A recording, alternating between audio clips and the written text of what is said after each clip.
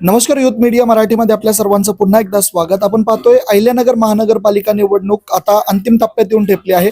अगदी 2 दिवसानंतर निवडणूक होणार आहे आणि आपण एकंदरीत पाहिलं तर मुकुंदनगर हा सध्या हॉटस्पॉट बनलेला आपल्याला दिसतोय. 2 मोठ्या राजकीय नेत्यांच्या सभा या ठिकाणी झाल्या आणि त्यानंतर वातावरण चांगलंच निर्माण झालेलं आपल्याला या ठिकाणी दिसतंय.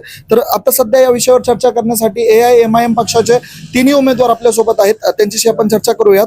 तर सर्वप्रथम समद खान जी आपल्यासोबत आहेत. समदजी, कसं पाहता, आता अगदी शेवटच्या टप्प्यात निवडणूक येऊन ठेपलेली आहे आणि गेल्या अनेक दिवसांपासून प्रचार सुरू होता. कशा पद्धतीचा प्रतिसाद नागरिकांकडून मिळतोय? सगळ्यात चांगला प्रतिसाद आम्हाला मिळू राहिलेला आहे. कारण मागच्या टर्नला सगळ्यात जास्त आम्ही काम केलेले आहे. त्या कामाच्या जोरावर, त्या कामाची पावती म्हणून आज समजा हे मागील 5 वर्षाचे कामं नाही माझे स्वतःचे, मागील 20 वर्षापासून मी काम करत आलेलो आहे. त्यामुळं या पॅनलला त्याचा नक्कीच लाभ भेटणार आहे आणि नक्कीच हे चारही लोक निवडून येणार आहे. निश्चितच एकंदरीत जर आपण पाहिलं, मागच्या 20 वर्षापूर्वीची निवडणूक आणि आत्ताची निवडणूक यामध्ये काय फरक वाटतो तुम्हाला? बराच फरक आहे. मागची जे 2003, 2008, 2013, 2018ची निवडणूक जर तुम्ही पाहिली तर हे जे वातावरण जे यांनी गडबड केलेले आहे, असलं वातावरण नव्हतं. आजच सकाळी आमच्या विरोधकाची एक मिरवणूक गेली माझ्या ऑफिस समोर. त्यांनी आम्हाला बेस्ट ऑफ लक दिले, आम्ही त्यांना बेस्ट ऑफ लक दिले, हात मिळून गेले ते सगळे. पण आता जे बाहेरचे लोक आलेले त्यांनी हे वातावरण, मुकुंदनगरचं वातावरण फार गडबड करून टाकलेलं आहे. ते पैशाच्या जोरावर कोणाला बी काय पण करून राहिले. तर त्यांना तसं तर त्यांना उत्तर भेटलेलं आहे. तर मला असं वाटतं का इतकी हिंमत आता होणार नाही त्यांची. निश्चितच या ठिकाणी खालिद भाई देखील आपल्यासोबत आहेत. खालिद भाई, जर सध्या मुकुंदनगरची स्थिती पाहिली तर आरोप प्रत्यारोप होताना दिसत आहेत. दोन्हीकडचे जे नेते आहेत एकमेकांना दल्ले म्हणतात. ठीक आहे, काँग्रेसचे काही उमेदवार असतील किंवा काँग्रेसचे जे प्रचारक आहेत ते MIMच्या वरिष्ठांना दल्ले म्हणतात किंवा तुमचे जे कोणी प्रचारक येतात ते काँग्रेसच्या नेत्यांना दल्ले म्हणतात. तर एकंदरीत जर चित्र पाहिलं तर वरचे जे लीडर्स आहेत मुस्लिम नेत्यांवरच टीका होताना दिसते. याबाबत काय सांगाल? ही तर खूप मोठी शोकांतिका आहे. ते जे तुम्ही तिकडचे नेत्याला मोठे नेते म्हणून राहिले तेच एकदम पटू नाही राहिलं. ते शायर आहे, त्यांचा विषय नाही आहे. आणि जे आमचे नेते आहे असद साहेब, सदर साहेब, नाही, मला असं विचारायचं आहे खालिदजी की दोन्ही मुस्लिम नेते आहेत, तर आपले जे स्थानिक निवडणूक आहेत याच्यावरती दोन्हीकडच्या बाजूला काँग्रेसवाल्यांनी पण असदुद्दीन ओवैसी सारख्या मोठ्या नेत्यांवर टीका केली पाहिजे का? किंवा MIM कडून जे मुस्लिम नेतृत्व काँग्रेसमध्ये सक्रिय असतील, जे कोणी असतील, समजा छोटे असतील मोठे असतील, त्यांच्यावर टीका झाली पाहिजे का? टीका तर नाही झाली पाहिजे. मग हे पूर्ण आता जे चालू आहे हे आमदारकी निवडणुकीपासून चालू आहे. आमचं एकच म्हणणं आहे, तुमच्याकडे काही काम असन तर ते तुम्ही दाखवा. लोक त्याला एक्सेप्ट करण, काम असन तर करा ना. तर आम्हाला वाटतं त्यांच्याकडे दाखवण्यासाठी काहीच नाही आहे. मी मागच्या मुलाखतीमध्ये बी सांगितलं होतं, आमच्या विरोधकाकडे फक्त 2 मुद्दे आहे. एकतर आमची बदनामी करायची आणि एकतर पैशाचा आमिष लोकांना दाखवून स्वतःकडं खेचायचं. याच्या व्यतिरिक्त त्यांच्याकडे काही नाही आहे. आता ते पण मला वाटतं ते काम नाही करू राहिलं. तर आता कोणती नवी युक्ती ते आणतात हे आम्हाला बी बघायचं आहे.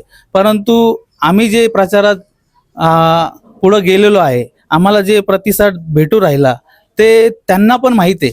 आता इलेक्शन आहे, इकडचे लोक तिकडं, तिकडचे लोक इकडं, सगळ्यांचे लोक इकडं तिकडं असतात. त्यांना सगळं माहीत आहे.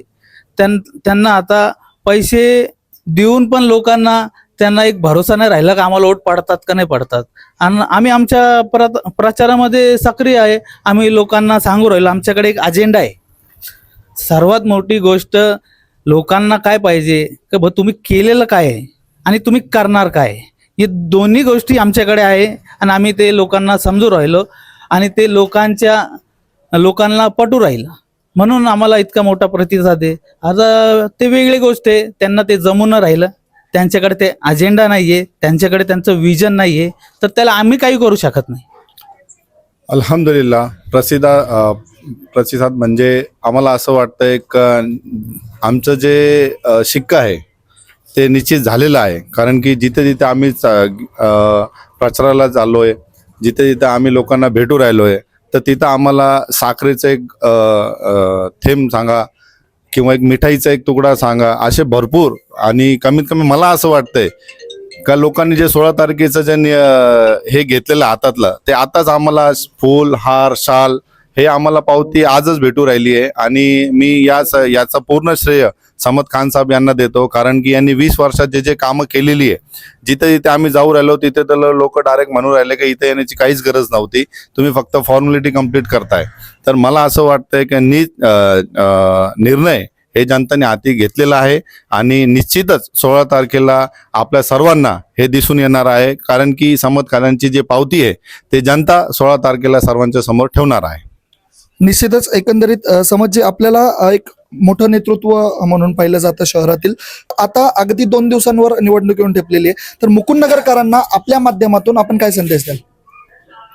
मुकुंद नगरकरांना एकच संदेश देणार आहे मी, आमच्यावर जे माझ्यावर नाही म्हणजे पूर्ण MM पॅनलवर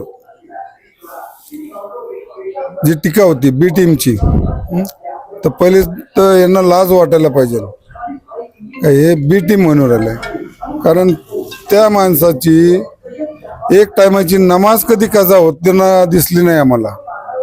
म्हणजे ते प्रचार रॅलीमध्ये असो सभेमध्ये असो, ते नमाजचं टाइम असलं तर ते बरोबर नमाज पडतात. त्यांची नमाज एक टायमाची नमाज कजा नाही होत. अहो त्यांनी तर मक्केमध्ये जाऊन सांगितलेलं आहे, तिथं सांगितलेलं आहे का जर मी बी टीम असेल तर माझा परवरदिगार माझा अल्लाह मला धरणार आहे. तर या मुनाफिक लोकांना कळायला पाहिजे का चला भाऊ, काही विघ्न संतोषी किंवा काही जे परकीय म्हणजे ज्यांना काही कळत नाही इस्लाम ते टीका करतात त्यांच्यावर. त्यांचं काही नाही, त्यांना विचारायला काही माहीत नाही. पण हे जे आमचे काही मुनाफिक लोक आहे जे त्यांचं ऐकून आसा साहेबांना बी टीम म्हणतात, मला त्यांची कीव येते. कारण ते घरात बसल्या बसल्या काहीतरी कमेंट्स करतात आणि हा माणूस अख्ख्या हिंदुस्थानमध्ये ते समजत फिरू राहिला का मुसलमानाचे हक्क काय आहे, मुस्लिम लोकांना काय त्रास होऊ राहिला, कसं फेस करायचं याला. आणि हे असले घाणेरडे राजकारणी यांना नीट काम करता आलं नाही आणि हे लोक टीका करू राहिले.